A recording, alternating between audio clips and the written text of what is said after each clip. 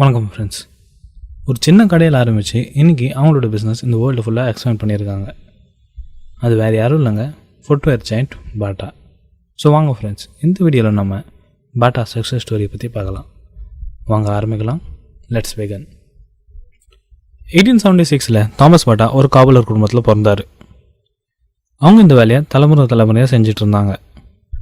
1894 ஜெல்லிங்கில் அவங்க அண்ணன் அப்புறம் அவங்க சிஸ்டர் ஆனா கூட சேர்ந்து அவர் ஒரு ஷூ ஸ்டோரை ஆரம்பித்தார். அப்போதைக்கு பார்த்தீங்கன்னா அவங்கக்கிட்ட வெறும் 10 எம்ப்ளாயி தான் வேலை செஞ்சுட்டு இருந்தாங்க.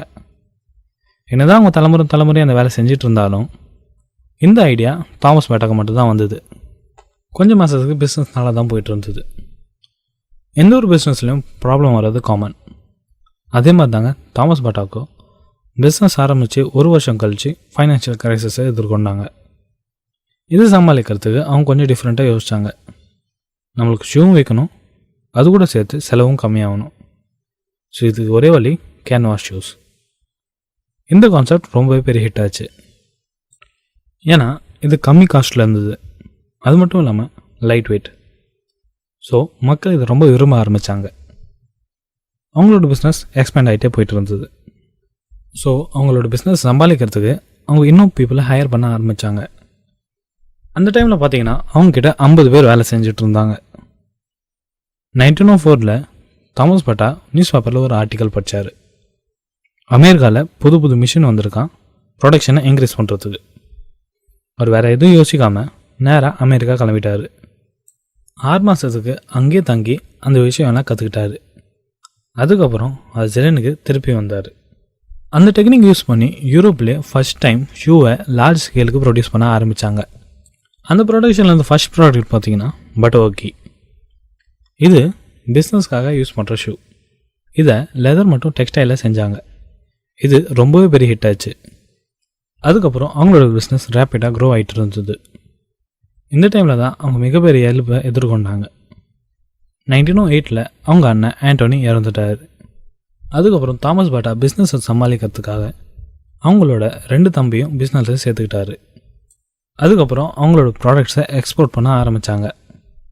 மக்களுக்கு இந்த ப்ராடக்ட் ரொம்பவே பிடிக்க ஆரம்பிச்சிச்சு.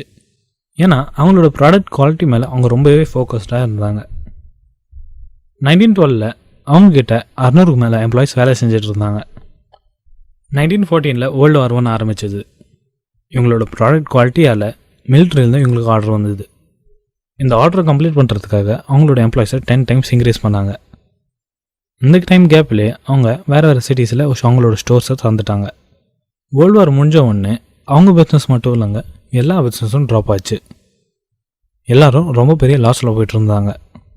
ஆனால் தாமஸ் பாட்டா இந்த டைமில் நம்ம சர்வே ஆகலைன்னா நம்மளால் என்றைக்கும் ஆக முடியாதுன்னு சொல்லிட்டு அவங்களோட எல்லா ஷூஸுக்கும் 50% டிஸ்கவுண்ட் கொடுத்துட்டாரு. அது மட்டும் இல்லாமல் அவங்களோட எம்ப்ளாயிஸோட சேலரியை 40% டெம்பரரியாக கட் பண்ணிட்டாரு. அதுக்கு பதிலாக ஃபுட், கிளாத்ஸ், அதர் மெட்டீரியல்ஸ் எல்லாமே ஹாஃப் ப்ரைஸுக்கு கொடுக்க ஆரம்பித்தார். எந்த ஒரு தயக்கம் இல்லாமல் எல்லா எம்ப்ளாயிஸும் இதுக்கு சம்பாதிச்சிட்டாங்க. அதுக்கப்புறம் பாட்டாக்கு சக்ஸஸ் மேலே சக்ஸஸ் தாங்க. இந்த இடத்துல நம்ம கவனிக்க வேண்டிய விஷயம், பிஸ்னஸ் ஒரு டீம் ஒர்க். நம்மக்கிட்ட கரெக்டான டீம் இருந்தால் எந்த லெவல் ஆஃப் சக்ஸஸும் நம்ம சீக்கிரமாக அச்சீவ் பண்ணிடலாம். இன்றைக்கி டேட்டில் பார்த்தீங்கன்னா அவங்கக்கிட்ட 5200 மேலே ரீட்டைல் ஸ்டோர்ஸ் இருக்குது. மோர் தென் 70 கண்ட்ரிஸ் மேலே அவங்களுக்கு பிஸ்னஸ் சக்ஸஸ்ஃபுல்லாக போயிட்டுருக்கு. உங்களோட வேல்யூபிள் டைம் ஸ்பெண்ட் பண்ணதுக்கு நன்றி. இந்த ஸ்டோரி உங்களை இன்ஸ்பயர் பண்ணியிருக்கோம் நம்புகிறேன். இதுபோல் வீடியோஸை பார்க்க சப்ஸ்கிரைப் பண்ணுங்கள் 4M தமிழ் மோட்டிவேஷன் சேனல். மறக்காமல் அந்த பெல் ஐக்கானை ப்ரெஸ் பண்ணுங்கள். அப்போ தான் என்னோட லேட்டஸ்ட் வீடியோ உங்களோட நோட்டிஃபிகேஷனில் வரும்.